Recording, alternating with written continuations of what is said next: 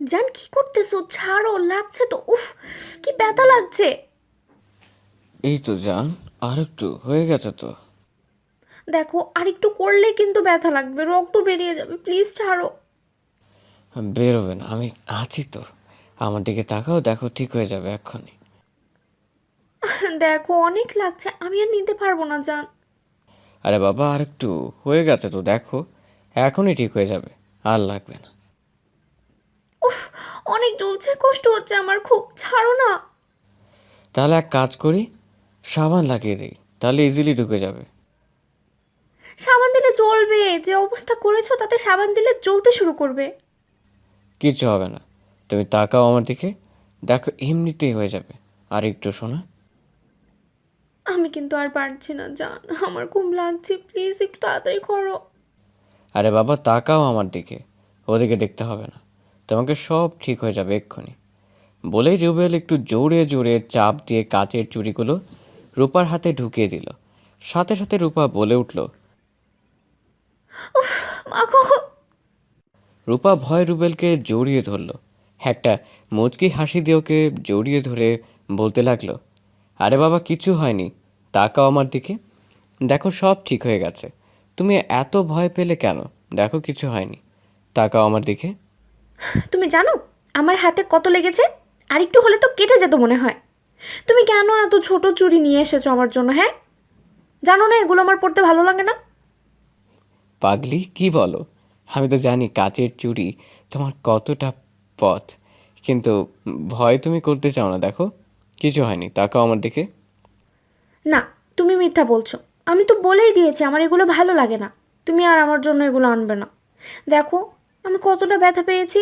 আমার তো ভয় লাগছিল, মনে হচ্ছিল আমার হাতটা কেটে যাবে। আরে পাগলি তাকাও না, দেখো কিছু হয়নি।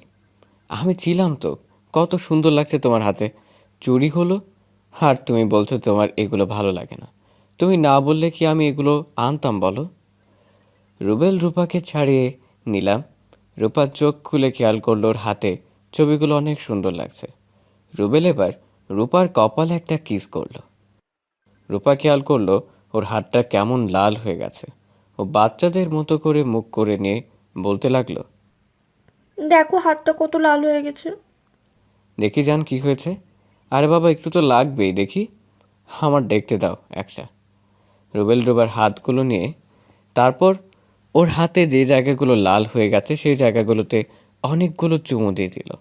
রূপা একটা মুচকি হাসি দিয়ে ওকে জড়িয়ে ধরল আর বলতে লাগলো, এত বেশি ভালোবাসো আমাকে? আমার এই পাগলিটাকে ভালো না বাসলে কাকে ভালোবাসবো?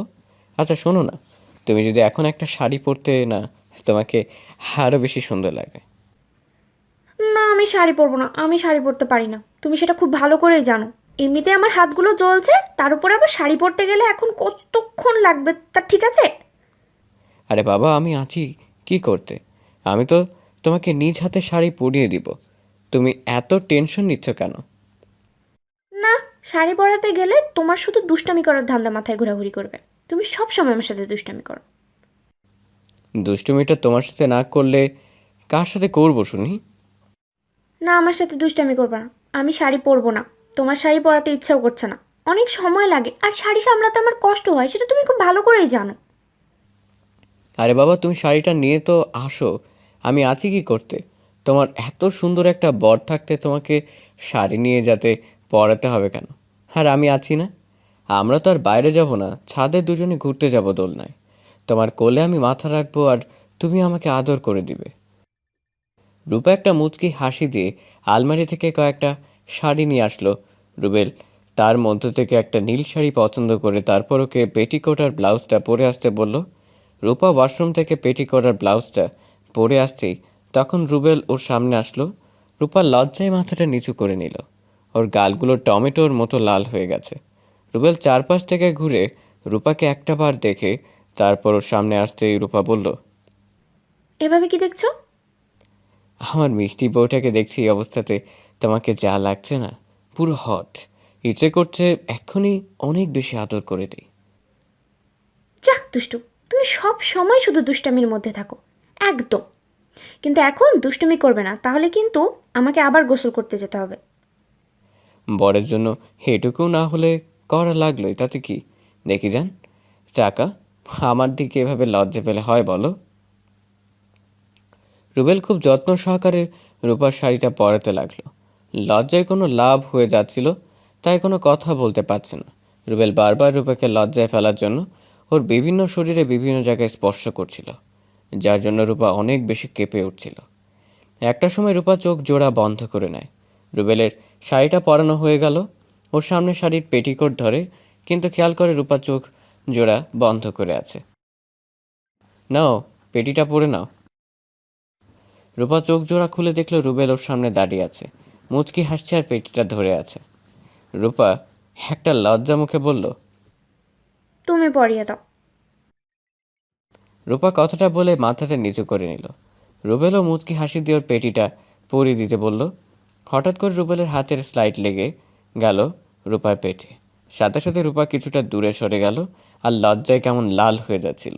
ও ঘন ঘন নিঃশ্বাস নিতে লাগলো। রুবেলের কাছে এসে খেয়াল করলো ওর নাভিটা এত সুন্দর লাগছে, যেটা রুবেল আগে কখনো খেয়াল করেনি। খেয়াল করলেও আজকে দেখতে অনেকটা মেশালো লাগছে। একটা সময় রুবেল রূপার সামনে বসে পড়ে, তারপর ওর কোমরের দুই পাশে হাত দিয়ে নাভিটার দিকে বেশ কিছুক্ষণ তাকিয়ে রইল। রূপা বুঝতে পারলো রুবেল কি করতে চাইছে, তাই চোখ জোড়া বন্ধ করে নিল। রূপার নাভিতে বেশ কয়েকটা কিস করে দিল, সাথে সাথে রূপার চুলগুলো দুই হাতে শক্ত করে খামচে ধরল। রুবেল আদরের মাথাটা বাড়িয়ে দিল। একটা সময় ও আর থাকতে পারছিল না, তাই রুবেলের মাথাটা পেটের সাথে খুব শক্ত করে চেপে ধরল। রুবেল ওকে ছাড়িয়ে নেয়, তারপর উঠে খেয়াল করে রূপার গোলাপি ঠোঁট জোড়া অনবরত কাঁপছে। ও আর দেরি না করে রূপার ঠোঁটের সাথে নিজের ঠোঁট মিলিয়ে দেয়। সাথে সাথে রূপা ওর সাথে রেসপন্স করতে লাগলো। 10 মিনিট দুজনের ঠোঁটের স্বাদ নিল। তারপরে একটা সময় রুবেলকে ছেড়ে দিয়ে ওর বুকে মুখ গুজে দেয়। রুবেল একটা মুচকি হাসি দিয়ে বলল, এত লজ্জা পাও কোথায়? হ্যাঁ, আমার কাছে আসলেই দেখি তোমার লজ্জাটা বেড়ে যায়। তুমি তো একটা ফাজিল, বারবার শুধু আমাকে লজ্জায় ফেলে দাও। কি একটা কাজ করলে? এখন আমি তো লজ্জায় তোমার দিকে তাকাতেও পারবো না। কি কাজ করলাম বলো, যার জন্য আমার দিকে তাকাতে লজ্জা করবে? দুষ্ট, তুমি আমার ইয়েতে আদর করে দিলে এখন আমার কেমন কেমন লাগছে তুমি জানো? ইয়েতে মানে কিসে? আদর করে দিলাম তোমাকে? নাভিতে। তুমি জানো আমার নাভিতে কতখানি সুরসুরি লেগেছে? তুমি তো জানো এখানটাতে আমার কতটা সুরসুরি লাগে, তারপরও তুমি আমাকে ওইখানে আদর করে দিলে। তোমার নাভিটা অনেক সুন্দর, তাই আর নিজেকে আটকে রাখতে পারিনি। শেষ পর্যন্ত আদর করতেই হয়েছে। আর সুরসুরি লাগবে কেন? ওইটাকে অনুভূতি বলো পাগলি, তুমি বুঝতে পারো না? কে বলেছে আমি বুঝতে পারি না? আচ্ছা শোনো না, তুমি যখন আমাকে অনেক বেশি আদর করো না, তখন আমার না কেমন কেমন লাগে জানো? কেমন কেমন লাগে শোনা, বলো না। আমি জানি না, তবে নিজেকে পাগল পাগল মনে হয়। মনে হয় আমি তোমার স্পর্শ পেয়ে মরেই যাব। তাই? তাহলে আসো, আর একটা আদর করে দিই। এই না, একদম না। এখন কিন্তু আর দুষ্টুমি করবে না, অনেক দুষ্টুমি করেছো। তাহলে কিন্তু আমাকে সত্যি সত্যি গোসল করতে যেতে হবে। করতে হলে করবে, পরের জন্য এটুকু করতে পারবে না? তুমি আসো, আর একটু আদর করি। এই না, একদম না। তাহলে কিন্তু উল্টাপাল্টা কিছু একটা হয়ে যাবে, আর আমি এখন গোসল করতে পারবো না। ওকে, আমি নিজ হাতে তোমাকে গোসল করে দেব। এখন কাছে আসো দেখি। হুম, বুঝতে পারছি তুমি আদর না করে ছাড়বে না। তো কাছে আসতে বলছো, আর কত কাছে আসবো? হ্যাঁ দুষ্টু। রুবেল একটা মুচকি হাসি দিয়ে রূপার ঠোঁটের দিকে নিজের ঠোঁটগুলো লাগাতে লাগলো। রূপার লজ্জায় ঠোঁট জোড়া সরিয়ে নিতেই রুবেল আবারও কিস করতে গেলে তখন রূপা ওর কাছ থেকে উঠে দৌড়ে ব্যালকনির দিকে যেতে লাগলো। রুবেল রূপার একটা হাত ধরে ফেলল, তারপর ওর অনেকটা কাছে চলে আসে। ও কেমন জোরে জোরে নিঃশ্বাস নিচ্ছে, আর যার জন্য রূপের একটা মুচকি হাসি দিয়ে ওকে পেছন থেকে জড়িয়ে ধরে। তারপর ওর পেটের উপর দুই হাতে স্লাইড করতে থাকে। রূপা চোখ জোড়া বন্ধ করে নেয়, ওর হাতের উপর দুই হাত রাখে, রূপার ঘরে নাক গুজে দেয়। ওর ঘাড়ে গরম নিঃশ্বাস করতেই রূপা চোখগুলো উস্কে দেয়। রুবেল আর দেরি না করে ওকে নিজের দিকে ফিরিয়ে নেয়। তারপরও কিস করতে গেলে রূপা যেন লজ্জায় লাল হয়ে যাচ্ছিল। রুবেল রূপাকে কিস করার আগেই কোলে তুলে বেডের দিকে যেতে থাকে। তো এরপর যেটা হবে সেটা না হয় ইতিহাস হয়ে থাক। তো বন্ধুরা, সবাই ভালো থাকবেন।